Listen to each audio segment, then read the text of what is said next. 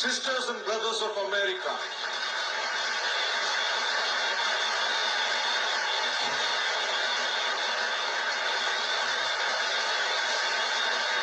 Sisters and brothers of America, इन्हीं 5 शब्दों ने पार्लियामेंट ऑफ वर्ल्ड्स रिलीजन्स के लिए आए उन 7,000 लोगों को खड़े होकर 2 मिनट तक तालियां बजाने पर मजबूर कर दिया था। स्वामी विवेकानंद जी ने अमेरिका में एक स्पीच दी थी, जिसके बाद अमेरिकन अखबार न्यूयॉर्क हेरल्ड ने लिखा था कि इसमें कोई शक नहीं है, इस पार्लियामेंट ऑफ रिलीजन्स में विवेकानंद जी सबसे महान व्यक्ति है। उन्हें सुनकर हमें ऐसा महसूस होता है कि ऐसे विद्वान देश में एक मिशनरी को भेजना बेवकूफी होगी। लेकिन ऐसा क्या कहा था स्वामी विवेकानंद जी ने? क्यों लोग उन्हें इतना महान मानते हैं? क्या उनकी आइडियोलॉजी विचारधारा रही थी? आइए जानते हैं आज के इस वीडियो में। इनकी जिंदगी की दास्तान शुरू से शुरू करते हैं। 12 जनवरी 1863 में इनका जन्म हुआ था कलकत्ता के एक बहुत ही अमीर परिवार में। लेकिन इनके पिता विश्वनाथ दत्त और माता भुवनेश्वरी देवी ने इनका नाम नरेंद्र नाथ दत्त रखा था और इन्हें सब प्यार से नरेन करके बुलाते थे। इनके दादाजी दुर्गाचरण दत्त, जो कि संस्कृत और पर्शियन भाषा के स्कॉलर थे, इन्होंने लॉ में पढ़ाई करी थी और 25 साल की एज में ही इन्होंने घर छोड़ दिया था, यानी ये मॉन्क बन गए थे।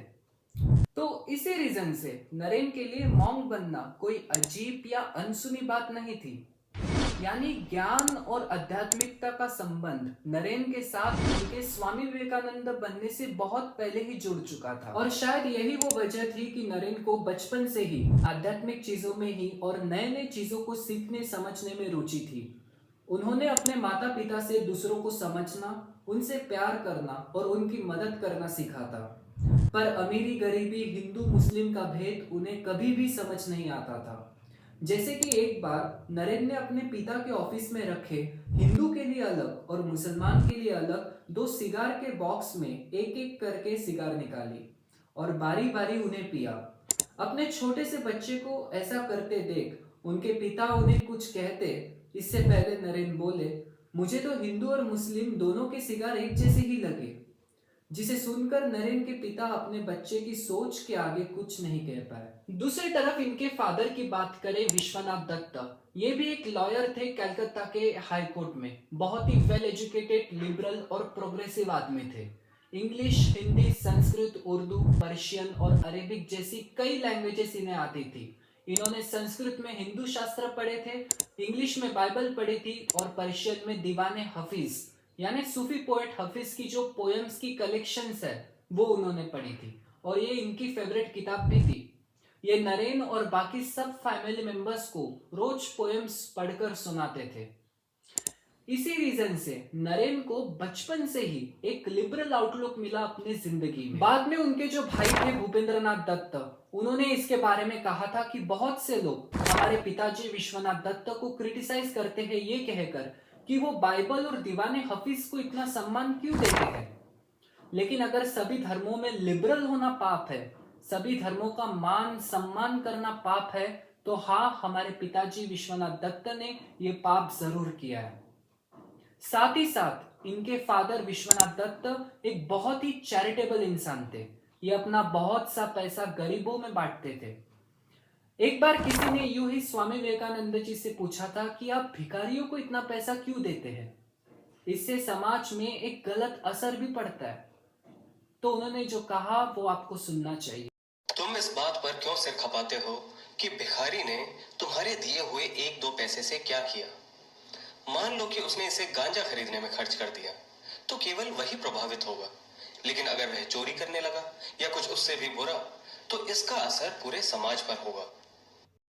स्वामी विवेकानंद ने यह भी कहा था कि उन्हें अपना इंटेलेक्ट और अपना कंपैशन अपने पिताजी से मिला है और इंडियन क्लासिकल म्यूजिक में जो उन्हें इंटरेस्ट आया है वो भी अपने फादर की वजह से ही। दूसरी तरफ उनकी जो माँ थी भुवनेश्वर देवी, वो एक धार्मिक महिला, एक रिलीजियस वाइफ थी, लेकिन उन्होंने भी अपने बेटे को अच्छे संस्कार दिए थे।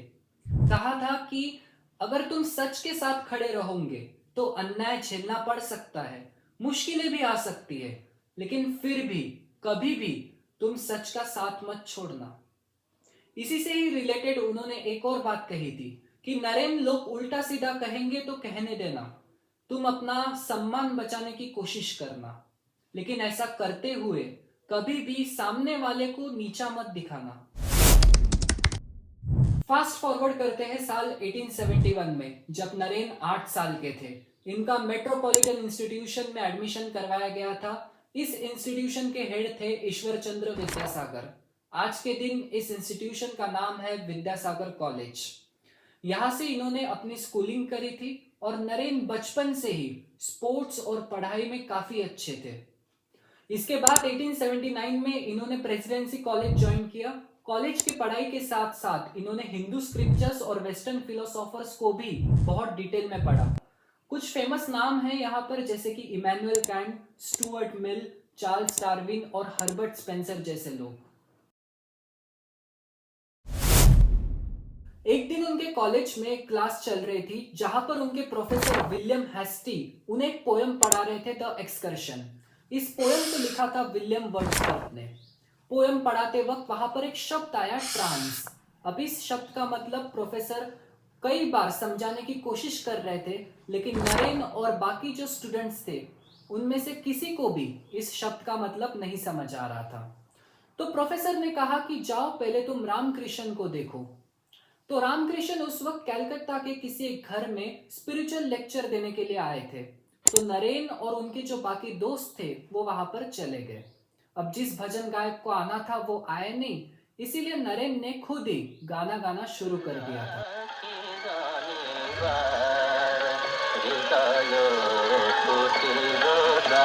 रामकृष्ण जी को गाना अच्छा लगा तो उन्होंने कहा कि तुम दक्षिणेश्वर आना। अब नरेन दक्षिणेश्वर गए तो उन्होंने इस बार भी नरेन को गाने के लिए कहा। इस बार नरेन की आवाज सुनते ही उन्होंने कहा कि नरेन, मुझे तुम में नारायण दिखते हैं। नरेन ने एक्चुअली में काफी लोगों से ये सवाल पूछा था कि क्या कभी तुमने भगवान को देखा है। या तो लोग ना कहते या तो वो अक्सर बात को घुमा देते थे इस सवाल का जवाब देते वक्त। नरेन ने आखिर में रामकृष्ण जी से पूछा कि रामकृष्ण जी, क्या कभी आपने भगवान को देखा है। तो रामकृष्ण जी ने कहा, हाँ देखा है ना, जिस तरह मैं तुम्हें देख रहा हूं उसी तरह मैंने उसे भी देखा है, इससे भी ज्यादा स्पष्ट। अब नरेन रामकृष्ण जी से मिलने बार बार जाते थे। एक दिन नरेन ने रामकृष्ण जी से कहा कि रामकृष्ण जी, मैं आपका टेस्ट लेना चाहता हूं। तो रामकृष्ण जी ने कहा, हाँ जरूर, लो मेरा टेस्ट। फिर नरेन ने आखिर में रामकृष्ण जी को अपना स्पिरिचुअल गुरु स्वीकार कर लिया। 1884 में जब नरेन 21 साल के थे तो उनकी बीए खत्म होने वाली थी। अचानक से तभी खबर आती है कि उनके फादर की डेथ हो गई है और पता चलता है कि कई सारे लोन्स हैं जो कि चुकाए जाने हैं, और ऊपर से पता चलता है कि उनके जो रिश्तेदार हैं उन्होंने कोर्ट में प्रॉपर्टी को लेकर केस कर दिया है। अब नरेन बाहर निकलते हैं काम ढूंढने के लिए, लेकिन कहीं पर भी बात नहीं बनती। इस फेस में नरेन गुर्बत क्या होती है उसका अनुभव कर रहे थे, गरीबी का अनुभव कर रहे थे। वैसे नरेन तो बचपन से ही गरीबों के लिए एम्पैथी फील करते थे, लेकिन इस फेस के बाद वो जो एम्पैथी है वो और बढ़ गई थी। इस फेस को याद करते हुए उन्होंने ये कहा था, भूख से तड़प रहा था, नंगे पैर में एक दफ्तर से दूसरे दफ्तर जाता रहा और हर जगह इनकार झेलना पड़ा। तब मैंने जाना कि करुणा क्या चीज होती है। जिंदगी की सच्चाइयों से यह मेरा पहला संपर्क था और मैंने जाना कि दुनिया में कमजोर, गरीब और बहिष्कृत लोगों के लिए कोई जगह नहीं है। और इस समय स्वामी विवेकानंद जी काफी ज्यादा फ्रस्ट्रेटेड भी रहा करते थे। उन्होंने कई बार तो भगवान के एग्जिस्टेंस पर ही सवाल किए हैं, और इसी समय उनकी जो विजिट्स थी रामकृष्ण जी के पास वो और भी ज्यादा फ्रीक्वेंट हो गई थी, जिन्होंने इन्हें संभालने में काफी हेल्प करी है। वैसे नरेन तो बचपन से ही मेडिटेशन किया करते थे, लेकिन रामकृष्ण जी के साथ सीखकर उनकी जो मेडिटेशन में एक्सपर्टीज थी वो और भी ज्यादा बढ़ गई थी। एक दिन वो अपने गुरु से पूछते हैं कि मुझे निर्विकल्प समाधि सिखाए, यानी समाधि का सबसे हाईएस्ट फॉर्म। तो उनके गुरु कहते हैं कि समाधि में लीन रहने की जो इच्छा होती है वो एक छोटे मन की इच्छा है। मानवता की सेवा करना यानी ह्यूमैनिटी की मदद करना ही सबसे इफेक्टिव फॉर्म ऑफ वर्शिप है भगवान की। इसके बाद आते हैं हम साल 1888 में। अब स्वामी विवेकानंद जी 25 साल के हैं। ये अपना मठ छोड़कर इंडिया में ट्रैवल करने के लिए निकलते हैं। इनके पास सिर्फ अपने पानी के लिए जो कमंडल है, उनकी लाठी है और उनकी 2 फेवरेट बुक्स है, भगवत गीता और द इमिटेशन ऑफ क्राइस्ट। कहीं पर ये भिक्षा मांगते हैं या फिर कहीं पर दान दक्षिणा देते हैं।